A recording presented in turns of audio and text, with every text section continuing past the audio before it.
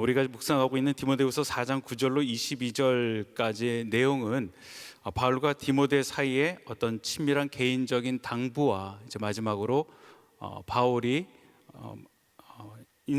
끝 인사를 하고 있는 내용입니다.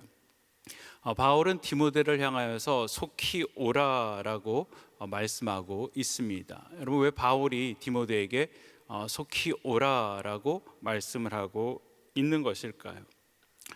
디모데후서 4장 6절을 통하여서 우리가 알 수 있는 것은 이제 바울의 삶 가운데 그의 시간이 얼마 남지 않았다라는 것을 그가 인식하고 있다라는 것입니다.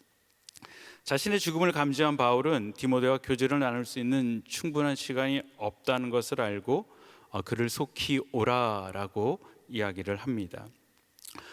지금은 교통수단도 좋고 통신수단도 좋아서 금방 전화하고 금방 달려올 수 있지만 바울의 시대에는 바울의 쓴 편지가 디모데에게 전달이 되고 또 그것을 디모데가 받고 바울이 있는 로마까지 그가 오는 시간은 최상의 조건 하에서도 3개월에서 4개월 정도의 시간이 소요가 됩니다. 디모데가 바울의 편지를 받고 곧바로 출발한다고 해도 그를 만날 수 있는 확신이 바울에겐 없었을 수도 있습니다. 그렇기 때문에 간절하게 보고 싶은 마음으로 속히 오라라고 이야기를 하는 것입니다. 바울이 간절히 디모데를 만나고 싶었던 또 다른 이유는 바울과 함께 오랜 기간 동안 동역을 한 사람들이 그를 떠나갔기 때문입니다. 10절로 12절까지 바울이 몹시 그리워하는 4명의 친밀하고 신뢰하는 동역자의 이름이 나옵니다. 데마를 제외한 3명은 바울을 도와 주님의 일을 하느라 떠났지만 데마가 바울을 떠난 사건은 바울에게는 큰 고통이었습니다. 데마는 처음에 바울의 진정한 동역자였습니다. 그는 바울이 처음 로마의 감옥에 감금되어지고 가택연금을 할 때 그와 함께 있었던 그런 인물입니다. 그런데 그가 바울이 사슬에 묶인 것을 보고 두려움이 생기고 또 자신은 바울과 같은 동일한 운명을 맞고 싶지 않았던 것 같습니다. 성경의 많은 학자들은 데마가 아주 믿음을 저버리지 않았을지 모른다라고 이야기합니다. 그러나 그는 위험으로부터 자신의 안락과 안전을 사랑하며 바울과 함께 고난을 받기보다는 집에서 개인적으로 호화롭게 사는 편을 택했다라는 것입니다. 데마는 바울을 버렸고 그레스게와 디도와 두기고는 각자 임무를 수행하기 위하여 파송이 되었습니다. 이제 바울 곁에는 누가만 있었습니다. 그래서 바울은 더욱더 영적인 아들인 디모데가 보고 싶고 그리웠는지도 모르겠습니다. 바울은 그가 오는 길에 마가가 자신의 일에 필요한 사람임을 밝히며 마가도 함께 데리고 오라라고 이야기를 합니다. 그리고 오는 길에 드로아의 가보의 집에 보관해둔 자신의 겉옷과 가죽종이 기록된 책들을 가지고 오라라고 이야기를 합니다. 14절로 15절은 구리 세공업자 알렉산더가 자기에게 많은 해를 입혔다라는 사실을 이야기하며 디모데에게도 그를 조심하라라고 당부를 합니다. 16절로 18절은 당시 로마 재판에서는 피고의 동료들이 함께 재판장에 나와서 피고를 변호해 주는 것들이 관례인데 바울이 재판을 받을 때 자신의 곁에는 아무도 없고 혼자 고독한 싸움을 싸웠다라고 고백을 합니다. 그런데 그는 이렇게 이야기를 합니다. 우리 다 같이 디모데 4장 17절 말씀을 보겠습니다. 주께서 내 곁에 서서 나에게 힘을 주심은 나로 말미암아 선포된 말씀이 온전히 전파되어 모든 이방인이 듣게 하려 하심이니 내가 사자 입에서 건짐을 받았느니라. 바울은 자신을 위해 변론해 주는 동료들은 아무도 없었지만 주님께서 그와 함께 서서 그에게 힘을 주셨다라고 이야기를 합니다. 사랑하는 성도 여러분, 우리의 삶에도 때로는 나만 홀로 남은 것 같은 기분이 들 때가 있습니다. 세상 그 누구도 나를 도와줄 사람이 없는 것처럼 느껴질 때가 있습니다. 여러분, 그런데 그때 우리가 꼭 기억해야 되는 명확한 사실이 있습니다. 절대 나는 혼자가 아니다라는 것입니다. 나는 혼자가 아니고 주님께서 내 곁에 서서 지금 나에게 필요한 힘을 주신다라는 사실입니다.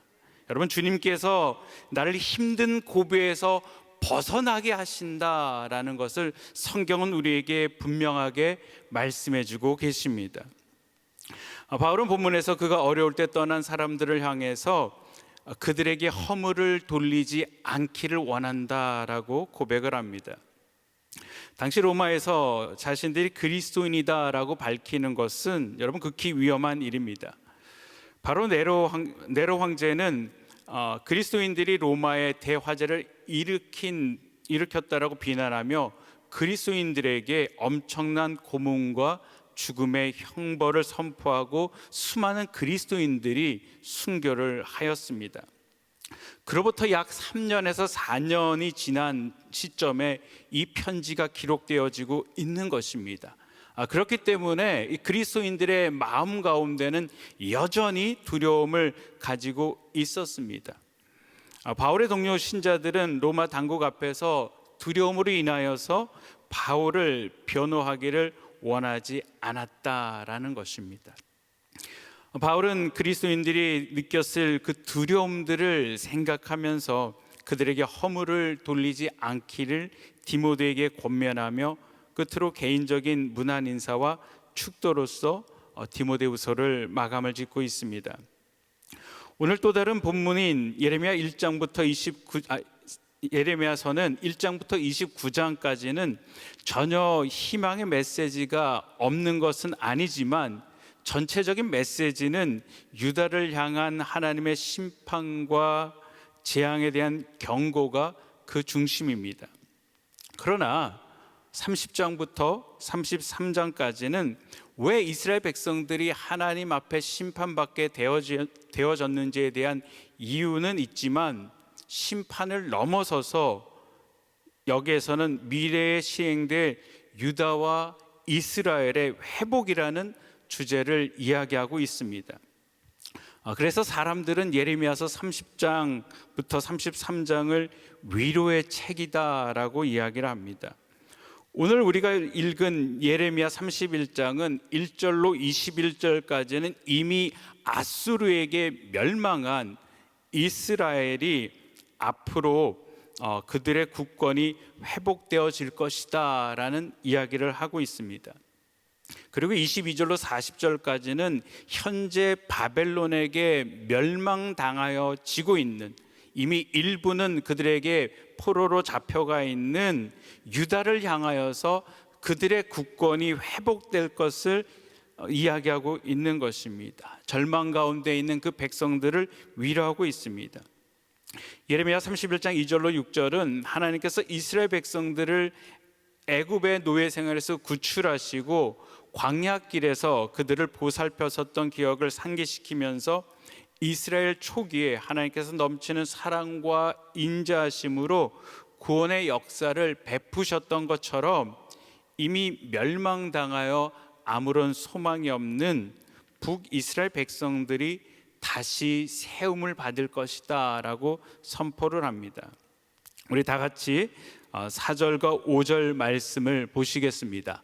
처녀 이스라엘아, 내가 다시 너를 세우리니 내가 세움을 입을 것이요 내가 다시 소고를 들고 즐거워하는 자들과 함께 춤추며 나오리라. 내가 다시 사마리아 산들에 포도나무를 심되 심는 자가 그 열매를 다시 시작하리라. 여러분, 이스라엘은 하나님 앞에 계속해서 우상을 섬겼습니다. 하나님께서 이스라엘 백성들은 영적인 간음을 하였습니다. 때문에 이들은 하나님께서 음녀다라고 불렀던 그 백성들입니다. 그러나 하나님께서는 이들을 음녀가 아니고 처녀다라고 부르시겠다라는 것입니다. 그들을 향해서 다시 처녀로 거룩하고 순결한 모습으로 세우시겠다라고 약속을 하십니다. 여러분, 하나님께서는 이스라엘 백성들의 죄악된 과거를 완전히 잊으시고 그들이 과거가 없는 완전히 순결한 처녀로 인정하고자 하신 것입니다. 하나님께서 이들을 이렇게 회복하실 때 이들은 다시 소고를 들고 즐거워하는 자들과 함께 춤을 추며 나옵니다.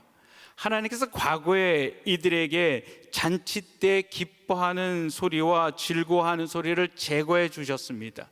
신랑 신부의 소리를 모두 빼앗으셨습니다.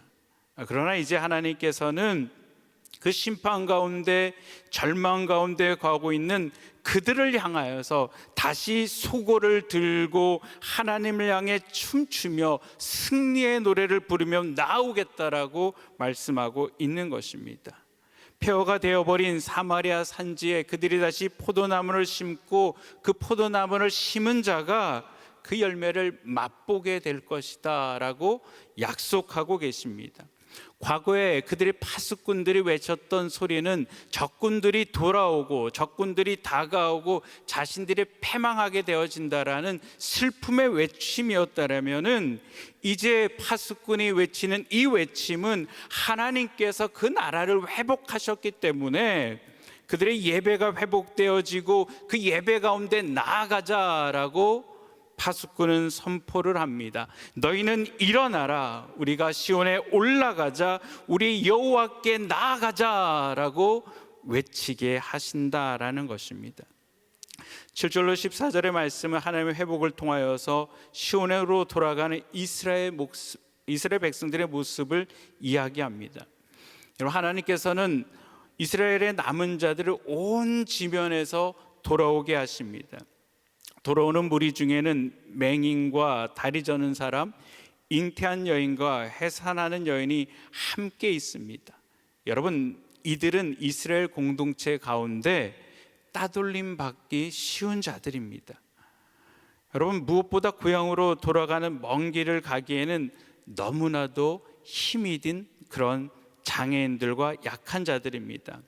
여러분, 이들이 그들과 함께 돌아온다라는 것은 큰 무리가 되어 온 백성들이 다 함께 하나님의 구원을 베푸시는 은혜를 이 공동체 전체가 맛보게 하시겠다라고 하나님이 약속하십니다. 우리 하나님께서는요, 이스라엘의 백성들의 아버지가 되어서 돌아오는 그들의 손을 잡고 그들이 넘어지지 않도록, 또한 물이 있고 계곡의 고든 길을 안전하게 걸어서 돌아오게 하시겠다라고 약속해 주십니다. 그리고 돌아온 이스라엘 백성들에게 복을 주십니다. 하나님께서 복을 받은 백성들의 심령은 물된 동상 같고 다시는 그들에게 근심이 없을 것을 약속하시며 영육간의 회복을 약속해 주십니다. 사랑하는 성도 여러분, 하나님은 택하신 백성을 어떤 경우에라도 영원히 버리지 아니하십니다. 하나님은 자기 백성이라도 범죄하면 징계를 합니다. 그런데 하나님은 당신의 백성을 징계할 때 그 하나님의 마음이 너무나도 아프다라고 말씀하고 계십니다. 20절 말씀 우리 다 같이 한번 읽어보겠습니다. 에브라임은 나의 사랑하는 아들, 기뻐하는 자식이 아니냐. 내가 그를 책망하여 말할 때마다 깊이 생각하노라. 그러므로 그를 위하여 내 창자가 들끓으니 내가 반드시 그를 불쌍히 여기리라. 여호와의 말씀이니라. 하나님의 징계는 마치 그들을 버리시는 것처럼 보이지만 여러분, 하나님의 징계의 목적은 그들을 다시 회복시키기 위함이다라는 것이죠. 그들을 징계할 때 하나님의 가슴이 찢어지는 것 같다라고 이야기하는 것입니다. 내가 때리지만 너무나도 내 마음이 아프다라고 하나님께서는 말씀하고 계십니다. 그러나 그 아픔 가운데서도 하나님이 정말 원하시는 것은 반드시 내가 그들을 불쌍히 여기며 그들을 회복시키시겠다라고 말씀하고 계십니다. 여러분, 하나님께 회복받은 백성들이 돌아오는 모습을 13절은 이렇게 이야기합니다. 우리 13절 말씀 같이 보겠습니다. 그때 처녀는 춤추며 즐거워하겠고 청년과 노인은 함께 즐거워하리니 내가 그들의 슬픔을 돌려서 즐겁게 하며 그들을 위로하여 그들의 근심으로부터 기쁨을 얻게 할 것임이니라. 사랑하는 성도 여러분, 하나님이 이미 멸망당한 완전한 절망 가운데 있는 이스라엘 백성들을 향하여서 지금 이 위로의 말씀을 하고 계시는 것입니다. 어떠한 절망 가운데 있더라도 하나님이 그와 함께 하시면은 하나님의 약속의 말씀은 너의 장래에 소망이 있다라는 것입니다. 여러분, 이 말씀을 꼭 기억하시기를 바랍니다. 하나님이 지금 나와 함께 하시기 때문에 나의 장래에는 소망이 있음을 여러분 믿으시기를 바랍니다. 너희 자녀가 그 지경으로 돌아올 것이다 라고 말씀하고 계십니다. 계속해서 하나님께서는 유다 백성들의 회복을 이야기합니다. 23절 말씀 보겠습니다. 만군의 여호와 이스라엘의 하나님께서 이와 같이 말씀하시니라. 내가 그 사로잡힌 자를 들어오게 할 때 그들이 유다 땅과 그 성읍들에서 다시 이 말을 쓰리니 곧 의로운 처소요 거룩한 산이요 여호와께서 내게 복 주시기를 원하노라 할 것이며, 그리고 27절은 하나님께서 사람의 씨와 짐승의 씨를 이스라엘 집과 유대 집에 뿌릴 날이 이르리라 라고 이야기합니다. 하나님은 과거에 뿌리가 뽑혀 멸망당하였지만 하나님께서 다시 그들을 심으시겠다라고 말씀하시면서요, 그들이 다시 거룩한 산 의로운 초소가 되게 하겠다라고 선포하고 계십니다. 그리고 하나님이 이제 이스라엘 백성과 새 언약을 세워 다시 그들의 하나님이 되고 그들은 다시 하나님의 백성이 될 것이다 라고 선포하십니다. 하나님과 새 언약을 맺은 백성들을 향하여서 하나님은 그들의 악행을 사하시고 다시는 그 죄를 기억하지 아니하겠다라고 약속하십니다. 여러분, 사실 이스라엘 백성들이 하나님께 심판받았던 이유는 그들이 하나님 앞에 죄를 범했기 때문입니다. 그들의 죄악 때문에 하나님의 심판을 피해갈 수가 없었던 것입니다. 그런데 여러분, 새 언약의 백성들은 하나님께서 엄청난 축복의 메시지를 전달해 주십니다. 그것이 무엇입니까? 그들의 악행을 사하고 다시는 그 죄를 기억하지 아니하리라 라는 것입니다. 여러분, 새 언약을 받은 백성들의 특징은 멸망하지 않는다라는 것입니다. 예레미야 본문은 마지막 절에 이렇게 이야기합니다. 하나님께서 돌아오게 한 땅은 모두 하나님의 거룩한 곳이기 때문에 영원히 다시 뽑거나 전복하지 못할 것이다 라고 말씀하고 계십니다. 여러분, 이 약속의 말씀은 예수 그리스도를 믿고 성령이 우리 가운데 임재함을 통하여서 성취된 예언의 말씀입니다. 요한복음 3장 16절이요, 하나님이 세상을 이처럼 사랑하사 독생자를 주셨으니 이는 그를 믿는 자마다 멸망하지 않고 영생을 얻게 하려 하심이니라. 여러분, 예레미야를 통해 예언된 말씀은 성취되었고 성취되어져 가고 있습니다. 오늘 제가 여러분과 함께 나누고 싶은 말씀은 예레미야 31장 3절의 말씀입니다.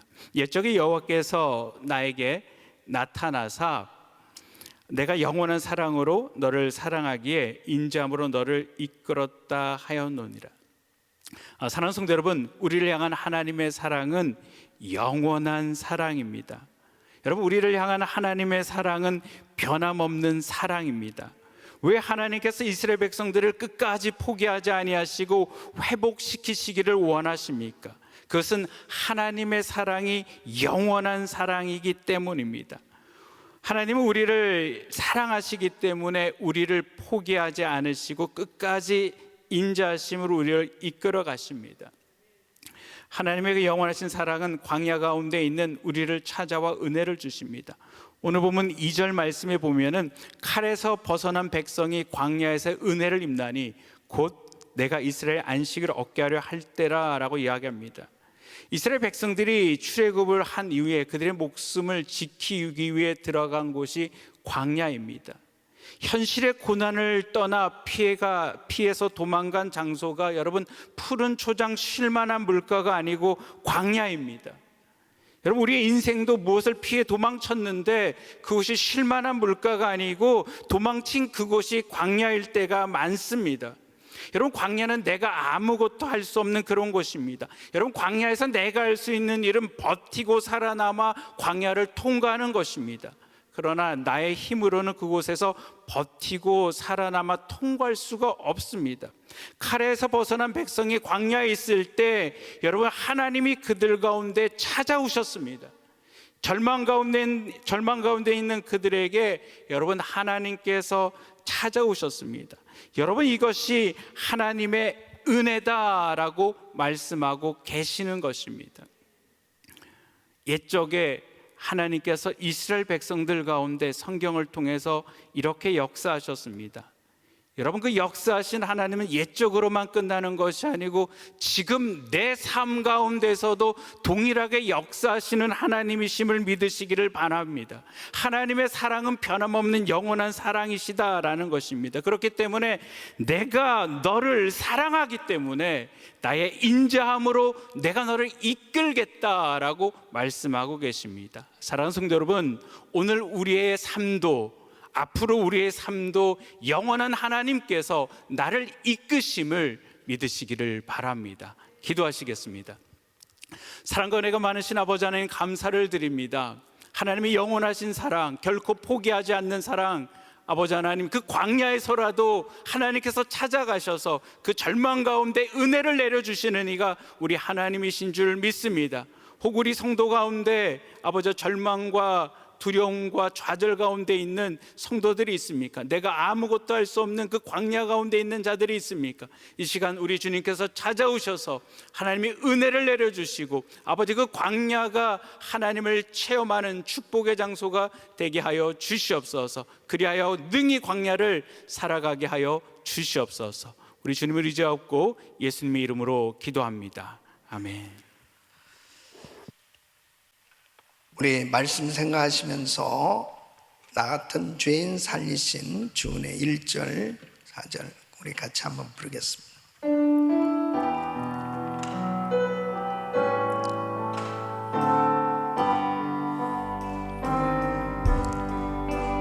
나 같은 죄인 살리신 주 내 놀라워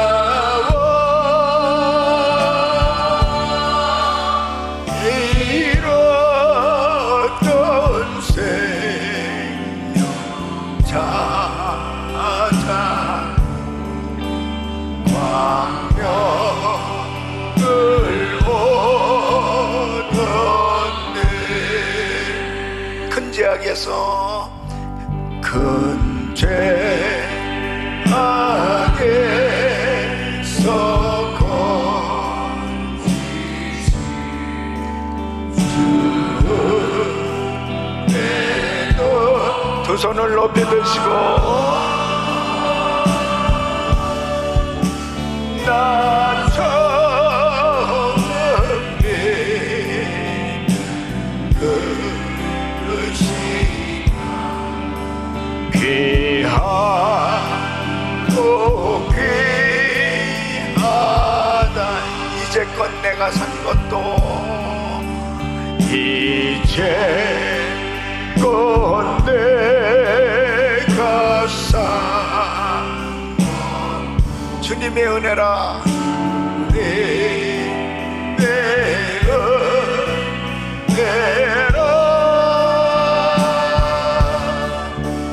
은혜라.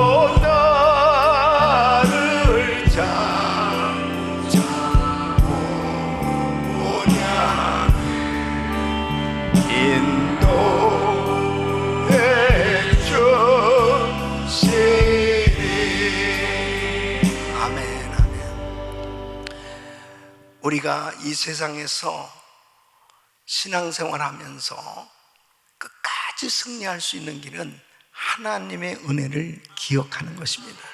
하나님의 은혜 속에 사는 것입니다.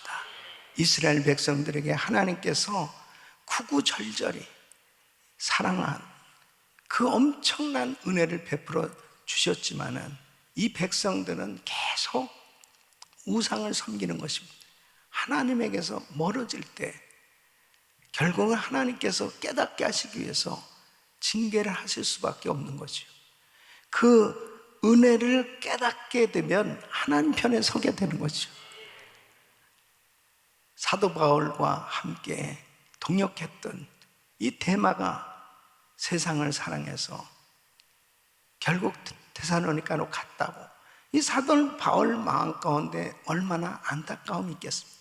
많은 사람들이 사도 바울과 함께 동역을 했었어요. 그러나 결국 바울의 사역이 힘들고 어렵고 환경이 너무 힘들고 어려우니까 결국은 하나둘씩 떠나갔는데, 오늘 말씀에는 누가는 나와 함께 있다. 사랑하는 성도 여러분, 항상 여러분은 은혜의 자리에 있기를 바랍니다. 주님 편에 있기를 바랍니다. 그러면 어떤 시험과 환난이 있어도 걱정할 거 없어요. 하나님께서 책임져 주시는 것입니다. 날마다 하나님의 은혜를 기억하고 주님 편에 있기를 예수 이름으로 축원합니다. 두 손을 가슴에 모으시고 몸이 아픔들 아픈 곳에 손 얹으십시오. 거룩하신 아버지 하나님, 사람들이 다 세상을 향해서 세상을 사랑하고 세상 가운데 거한다 하더라도 우리는 항상 주님을 사랑하고 주의 편에 설 수 있는 믿음의 삶 되게 하여 주시옵소서. 하나님이 기뻐하는 자리에 있게 하여 주시옵소서. 하나님 편에 서게 하여 주셔서 아무리 나를 위협하는 세상의 환난과 시험과 어려움이 있다 하더라도 끝까지 주님 편에 설 수 있는 믿음의 사람이 되게 하여 주셔서 주님 주신 사역 사명 끝까지 감당할 수 있도록 역사하여 주시옵소서. 내가 나사렛 예수 그리스도를 명하노니 모든 흑암의 세력은 떠나 갈지어다. 모든 병만은 떠나 갈지어다. 모든 코로나 바이러스 소멸될지어다. 암세포는 없어질지어다. 모든 종양은 사라질지어다. 공황장애, 우울증, 불면증 떠나 갈지어다. 모든 흑암의 세력들은 예수 이름으로 떠나 갈지어다. 주여 역사하여 주시옵소서. 마음에 놀라운 평강과 은혜 가운데 오늘도 이 말씀 붙들고 기도할 때에 하나님께서 어떻게 은혜를 베풀어 주셨는지, 하나님의 그 크신 사랑, 지금까지 살아온 것 하나님의 은혜인 것을 더욱더 깨닫게 하여 주시고 하나님의 은혜에 날마다 감격하며 살게 하여 주시옵소서. 역사하여 주시옵소서. 오늘도 부르짖는 성도들에게 폭포수와 같은 은혜를 부어 주시옵시고 모든 것이 회복되어질 수 있도록 역사하여 주시옵소서.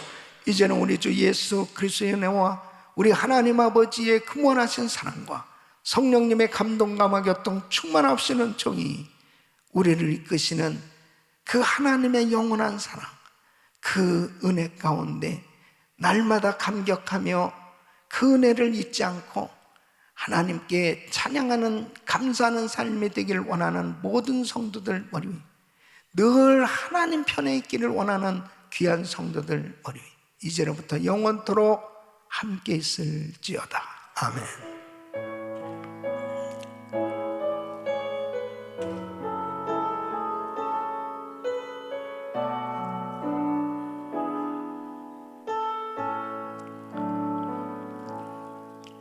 이제 기도하실 자리 잡으시고 우리 같이 기도하실 때 GMI 선교사 훈련은 12기 미주 훈련 받는 우리 후보생들 위해서 간절히 기도해 주시고 또 GMI 선교사님들 위해서 그리고 우크라이나 전쟁이 하루속히 종식될 수 있도록 위해서 기도해 주시길 바랍니다. GTD 198기를 위해서 기도해 주시고 자마 중보기도 컨퍼런스 이제 새벽 기도회가 이제 다음 주 한 주간 진행될 텐데 큰 역사 있도록 제가 이제 금요일부터 이 아틀란타 베다니 감리교회 창립 25주년 부흥회를 인도하겠습니다. 저를 위해서 간절히 기도해 주시기를 바랍니다. 자, 다 같이 주여 부르짖고 기도합니다. 주여, 주여, 주여. 걸어가시고 존귀하시나